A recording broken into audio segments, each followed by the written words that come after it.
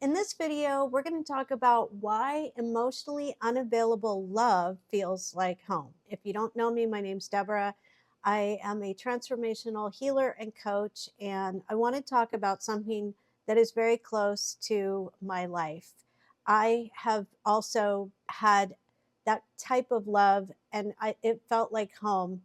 And I want to share this video to help you to shift out of it and see if this really applies to you.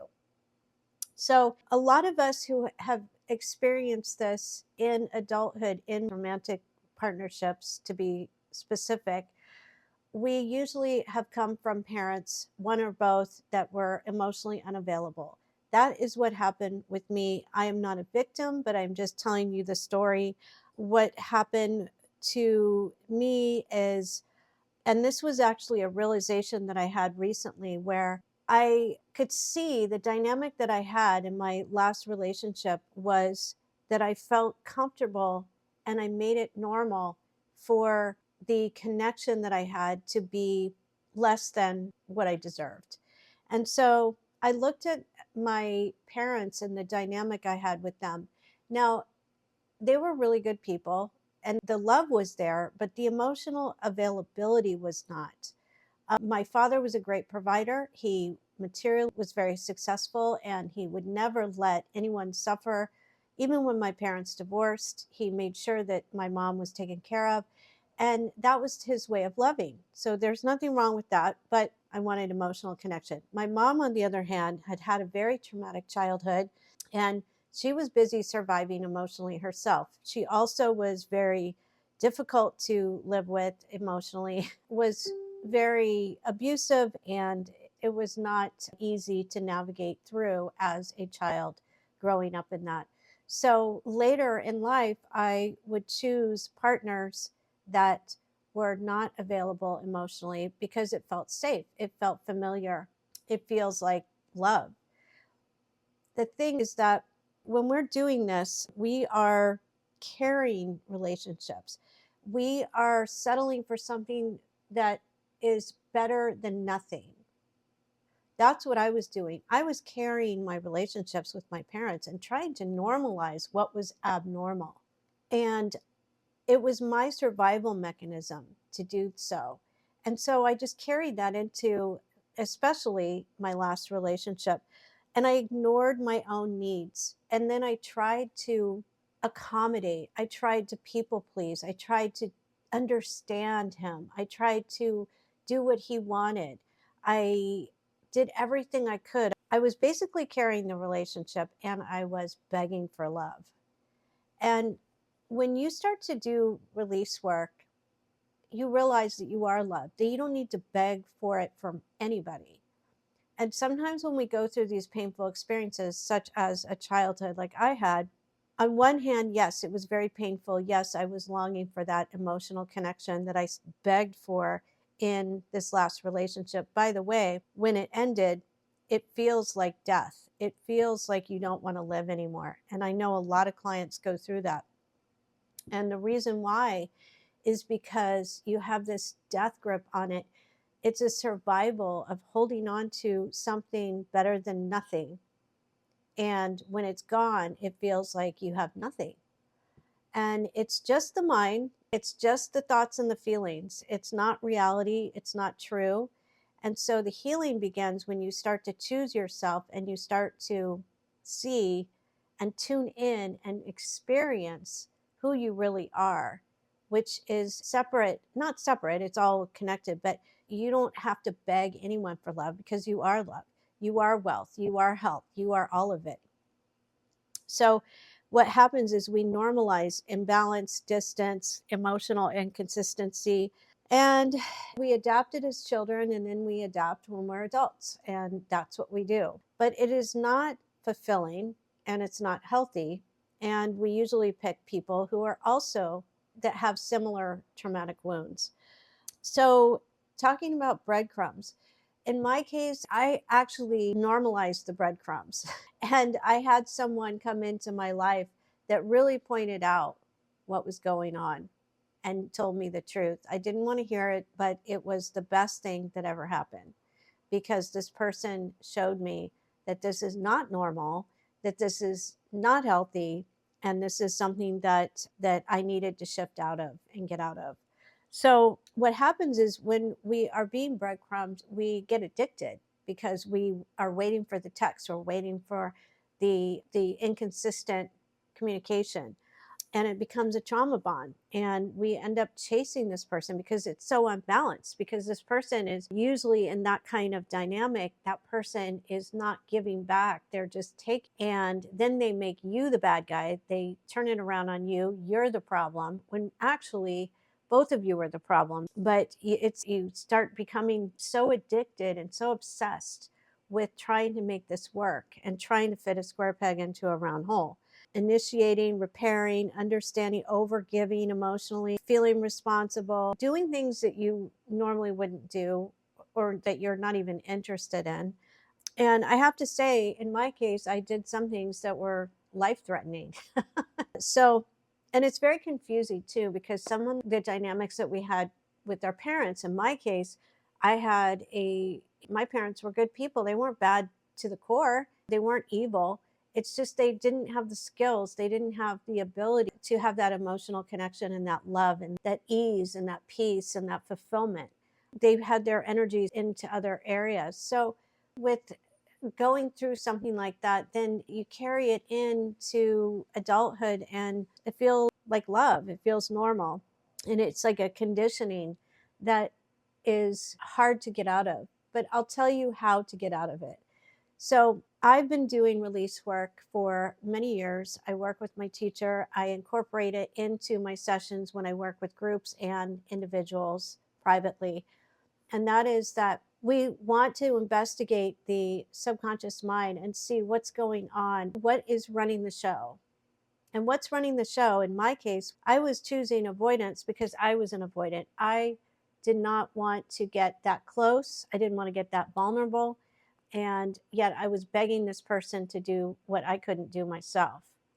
So once I started choosing myself and seeing that I am the love that I'm seeking, and to actually experience it, not to just have it be intellectual because it was for a while, but actually to really experience the love that I truly am, that's a game changer. Your whole energy body changes, your frequency changes, and I start making different choices.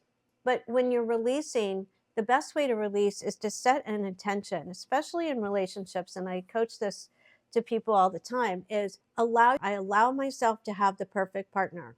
And when you do that, it's going to bring up all the doubts or fears. So it's all going to come up, and you're going to write it all down and consciously see, oh my God, this is what's running the show. Because when I wrote, I allow myself to have the perfect partner, I would see that, wow, I'm afraid to really show who I am because I was pummeled for it when I was growing up. So I have this guard up, and it's a subconscious tendency. So then when I see it, I'm like, I can let this go and I can release this. And what happens as you release more and more, you will feel it in your energy body. You will absolutely feel it. And you are pulling out weeds so they don't grow back. Sometimes they do. And sometimes you repeat things. But most of the time you can really release those. Some of them are stickier than others, but you release these tendencies. And it doesn't mean you're pushing down your feelings, because when you see these tendencies, you're going to have a lot of feelings, and you welcome those feelings. You let them come up to be released, because a lot of times they're ready to be released. They've been sitting in there for a long time.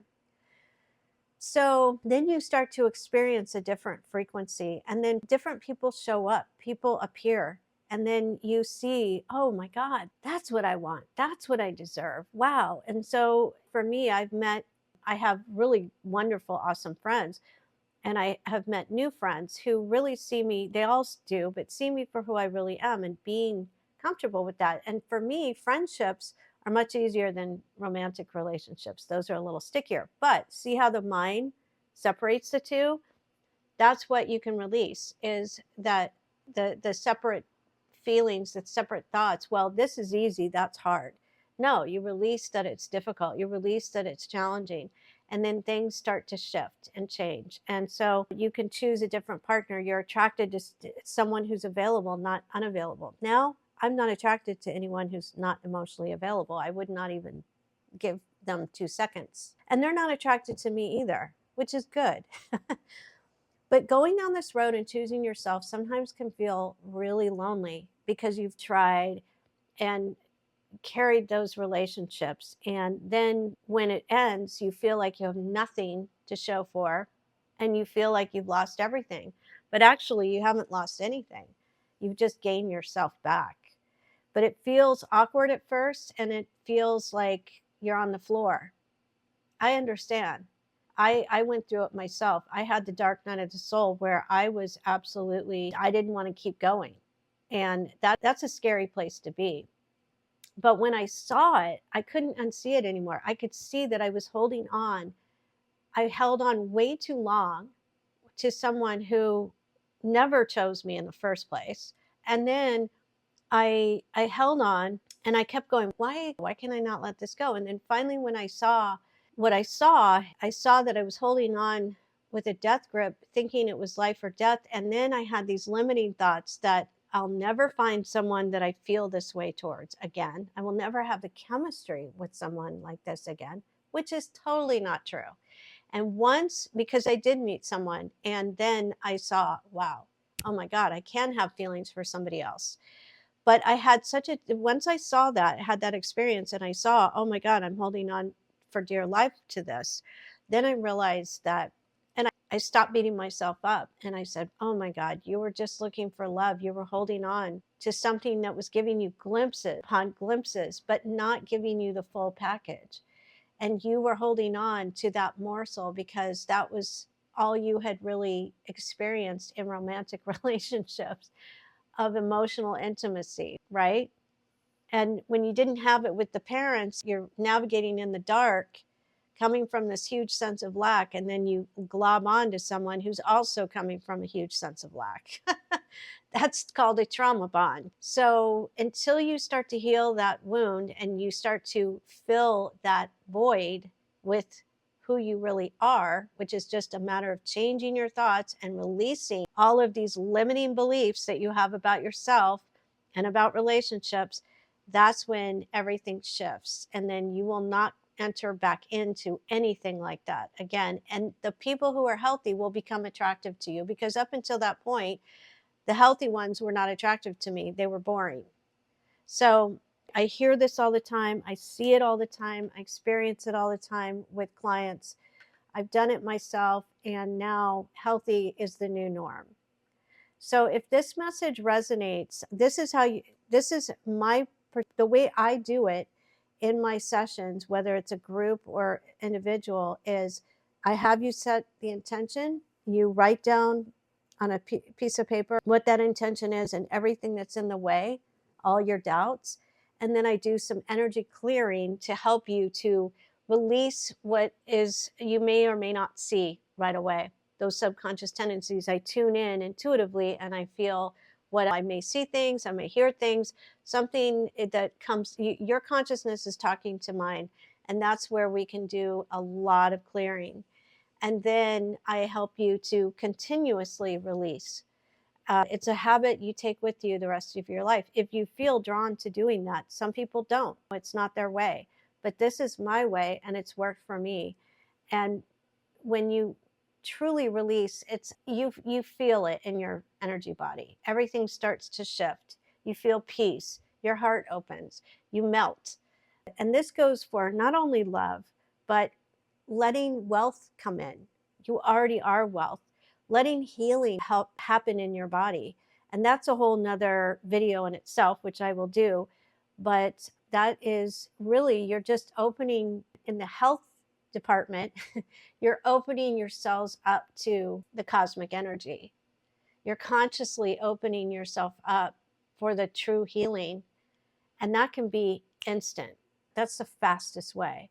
Now, there are other ways to heal, which is another video in itself. But that is how I work with my clients. And that's how I can work with you if you feel drawn to doing this work, because it is the fastest way I have found to really let go of identifying with these stories of, oh, my dad did this, oh, my mom did this, when the Deborah body mind did this, and the holding on to the stories. And because what happens, we hold on to all of that, and it's all the baggage we bring into relationships. And then we try to fill that void with someone else who's also trying to fill a void. So instead, you choose yourself, you heal yourself, and then you are attracted to somebody who's also whole and complete, who isn't going to control and manipulate the relationship or get you involved in controlling and manipulating the relationship. Been there, done that. So if this message resonates, I hope you like and subscribe. You can book a session in the description, and I have a healing night coming up on Zoom, June 7th. I hope you join. The registration link will be available in the description as well. And I look forward to getting to know you on this channel if you do like and subscribe. Have a great day.